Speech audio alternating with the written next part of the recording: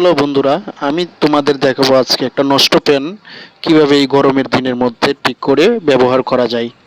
তো আমার একটা এই ছোট্ট ডিসি 12 ভোল্টের পেন পড়েছিল কাঠের নিচে। তো আমি এটাকে আজকে পরিষ্কার পরিচ্ছন্ন করে এই মোটরটাকে ঠিকঠাক করে ওটাকে ঠিক করব, ঠিক করে পেনটাকে আবার রানিং করব। আর সম্পূর্ণ ভিডিওটাই আমি আপনাদের দেখাবো যে এটা কেমনে কি করে পার্টসগুলো লাগাতে হয়, কেমনে কি করতে হয়। তো এর আগে আমার চ্যানেলটা অবশ্যই একটু সাবস্ক্রাইব করে দিবা বন্ধুরা। তো এখানে আমি ঝালি পাকাটা সব নাটগুলা প্রথমে খুলে নিলাম। একটা একটা করে সব নাট খোলার পর পার্টসগুলারে আমি ময়লা পরিষ্কার করলাম। ময়লা পরিষ্কারের জন্য প্রথমেই একটা বালতির মধ্যে সোডা অথবা বেকিং বেকিং পাউডার বা গড়ে যে আপনাদের ডিটারজেন্ট পাউডার আছে তা দিয়ে পানির মধ্যে ওইগুলো সব ছুপায়ে ভালো করে ধুইলেই কিন্তু পরিষ্কার পরিচ্ছন্ন হয়ে যাবে, একটু ময়লা থাকবে না। তারপর এই মোটরগুলো কিন্তু আলাদা করতে হবে, ভিজাইলে কিন্তু মোটরগুলো নষ্ট হয়ে যাবে। এবং এটা এখানে একটা সুইচ এবং সাথে রয়েছে একটা রেজিস্টার।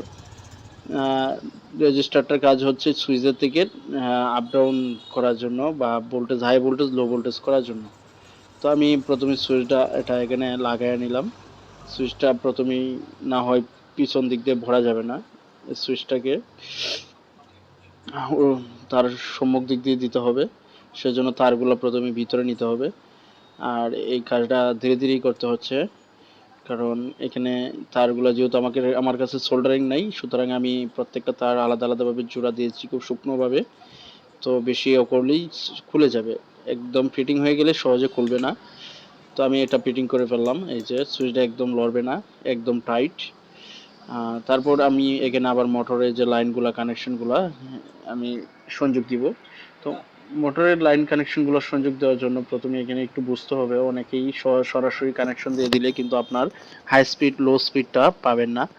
তো প্রথমে মোটরের দুইটা কানেকশন যে সুইচ আছে, সুইচে যে দেখবেন তিনটা টার্মিনাল, ওই তিন টার্মিনালের মাঝখানে টার্মিনাল হচ্ছে আপনার পজিটিভ ব্যাটারি, এবং দুই পাশে যে দুই টার্মিনাল হচ্ছে একটা লো ভোল্টেজ এবং একটা হাই ভোল্টেজ। এই সুইচের থেকে কানেকশন যাবে, সুইচের মাঝখানে হচ্ছে ডিসকানেক্ট, এবং সুইচের ডান পাশ বাম হচ্ছে হাই কানেক্ট অথবা লো কানেক্ট।